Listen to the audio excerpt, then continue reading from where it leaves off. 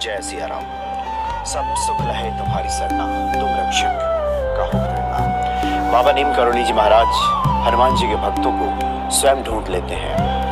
हनुमान जी के भक्तों को बाबा को नहीं ढूंढना पड़ता, बल्कि बाबा ही ढूंढ लेते हैं, क्योंकि बहुत दयालु है बाबा। कई इस तरह के उदाहरण हैं। एक उदाहरण की हम चर्चा करेंगे जिसमें कैसे एक एसपी साहब की जान बाबा ने बचाई, और वो जो एसपी साहब हैं बाबा को पहले से नहीं जानते थे, हनुमान जी की भक्ति करते थे, लेकिन बाबा जी ने उनके जान की रक्षा की। लेकिन उसके पहले मुझे कुछ स्मरण हुआ है, आज से 2.5 साल पहले जब हनुमान भक्ति की शुरुआत हुई थी और हनुमान जी की, तो मेरे पास लगातार एक मैसेज आता था कि बाबा नीम करोली जी महाराज के बारे में भी बात करें, और मुझे कुछ भी पता नहीं था बाबा के बारे में कि बाबा कौन है।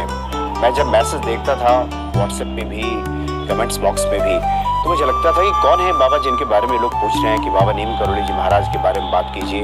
लोग लिखते थे कि बाबा तो स्वयं हनुमान जी के अवतार हैं। तो ऐसे करके जैसे ही 1-2 महीना बीता होगा कि एक परिचित महिला भी मिली, वो हमारे घर पे आई और उन्होंने चर्चा में कहा कि मैं फर्रुखाबाद गई थी, फर्रुखाबाद में बाबा नीम करोली जी महाराज का आश्रम है, वहाँ काफ़ी सालों तक हो रही है। जिज्ञासा और बढ़ी, उनसे और जानकारी प्राप्त की कि कौन है बाबा जिनके बारे में लोग लिखते हैं। ऐसे करके समय बीता, तो एक बार जब वृंदावन जाना हुआ था और मथुरा से भगवान श्री कृष्ण की जन्मस्थली से जब हम लौट रहे थे, और मुझे वृंदावन के लटूरिया हनुमान जी के दर्शन के लिए जाना था, लेकिन ऐसा हुआ कि कुछ रास्ता भटक गए, और रास्ता भटक करके जिस रास्ते में पहुंचे उस मार्ग में लिखा हुआ था बाबा नीम करोली मार्ग, और तुरंत बाईं तरफ आगे बढ़े तो दिख गया बाबा नीम करोली आश्रम वृंदावन। यानी बाबा नीम करोली का जो आश्रम है वृंदावन का, वहाँ हम खुद को पाए कि वहाँ जाकर के अचानक से कोई योजना नहीं थी कि वहाँ जाना है, बाबा के बारे में कोई जानकारी नहीं थी।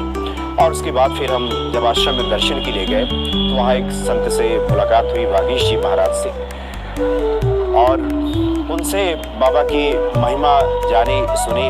जो बाबा जी का समाधि स्थल है वहाँ बैठ करके काफ़ी देर तक बाबा जी के बारे में बातें हुई, और उसके बाद बाबा जी के प्रति ये जो प्रेम है, ये लगाव, ये भक्ति उसके बाद बढ़ने लगी, और उसके बाद तो फिर कैची धाम और फर्रुखाबाद भी जाना हुआ।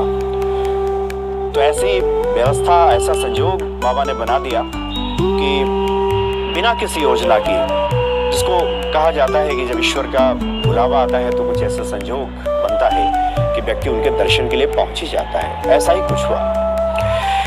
एक और घटना की हम चर्चा करेंगे, क्योंकि बहुत से लोग ये पूछते हैं कि बाबा नीम करोली जी महाराज कैसे हम पर कृपा करेंगे, कैसे आशीर्वाद देंगे, हम कैसे उनके कृपा पात्र बनेंगे।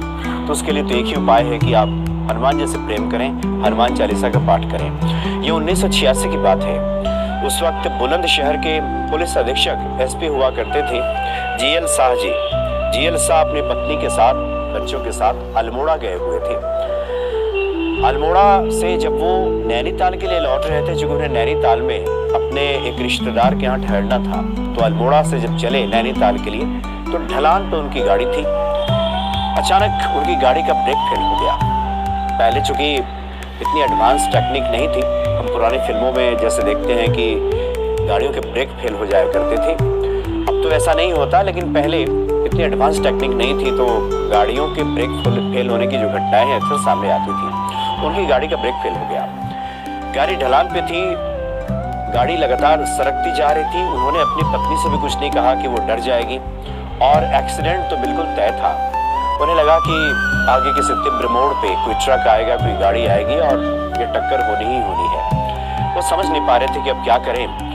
तो उनके मन में आया कि क्यों ना ढलान पे गाड़ी जा रही है, कहीं किनारे पे जहाँ मोड़ आएगा वहाँ पहाड़ी से ही इसको हम भिड़ा देंगे, लड़ा देंगे गाड़ी को, तो वहाँ कम क्षति होगी, शायद हम लोग बच जाएंगे।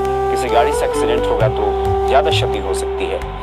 यही सोचते हुए जा रहे थे, और नैनीताल के पहले काकड़ी घाट एक जगह है, काकड़ी घाट में भी बाबा नीम करोली जी महाराज का एक वहाँ पे मंदिर है। जैसे ही वहाँ पे वो पहुँचे तो उनकी पत्नी ने देखा कि सड़क किनारे एक संत वेश में कोई खड़ा है, कंबल ओढ़े हुए, और आशीर्वाद दे रहे हैं वहाँ खड़े होकर। उन्होंने अपने पति से कहा कि ये कोई संत अचानक यहाँ से कैसे दिखाई दे रहे हैं, सड़क पे खड़े हैं, यहाँ ये किनारे खड़े होकर आशीर्वाद दे रहे हैं। एसपी साहब तो खुद ही डरे हुए थे कि गाड़ी एक्सीडेंट ना करे।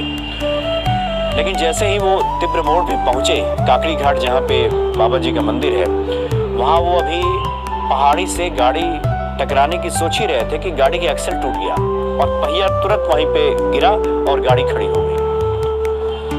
उसके बाद एसपी साहब गाड़ी से उतरे, एक ट्रक को उन्होंने हाथ दिया और ट्रक से सभी नैनीताल पहुंचे। लेकिन वो रास्ते पर सोचते रहे कि जो साधु वहां उपस्थित थे आशीर्वाद दे रहे थे और उसके बाद उनकी जान बच गई, वो कौन थे वो साधु? यही सोचते हुए वो नैनीताल पहुंचे। नैनीताल में अपने रिश्तेदार के घर में बैठे थे और सभी जब बैठकर बातें कर रहे थे, इस घटना का जिक्र हो रहा था। अचानक उनका ध्यान ड्राइंग रूम में दीवार पे गई जहाँ पे एक तस्वीर टंगी थी। तस्वीर देखते ही उन्होंने कहा कि यही तो थे वो संत, यही तो थे वो बाबा कंबल ओढ़े हुए। तो घर वालों ने कहा कि ये तो अमर देवता बाबा नीम करोली जी महाराज हैं, जो 1973 में भले ही उन्होंने निर्वाण ले लिया, लेकिन अपने भक्तों की खातिर आज भी सदा वो विराजमान रहते हैं और उपस्थित हो जाते हैं। एसपी साहब को देखकर आंखें उनकी फटी की फटी रह गई। उन्होंने लाखों धन्यवाद दिया बाबा को और तब से पूरा परिवार बाबा का भक्त बन गया। बाद में जब कैंची धाम गए तो उन्होंने भक्तों के सामने अपना संस्मरण सुनाया कि कैसे उनके साथ एक घटना घटी। वो तो हनुमान जी की भक्ति करते थे, बाबा को जानते भी नहीं थे, लेकिन बाबा ने वहां उपस्थित होकर के उनकी जान बचा दी। तो जो लोग भी हनुमान चालीसा का पाठ करते हैं, हनुमान जी की शरण में है, हनुमान जी की भक्ति करते हैं, बाबा तो उन्हें सदैव अपने आशीर्वाद से अनुग्रहित करते रहते हैं, क्योंकि बड़े दयालु हैं बाबा। तो ऐसे में जो भी भक्त हनुमान जी की शरण में है, हनुमान जी का दर्शन करते हैं, चालीसा का पाठ करते हैं, बाबा जी की कृपा सदैव ऐसे भक्तों पर बनी रहती है। जय सिया राम।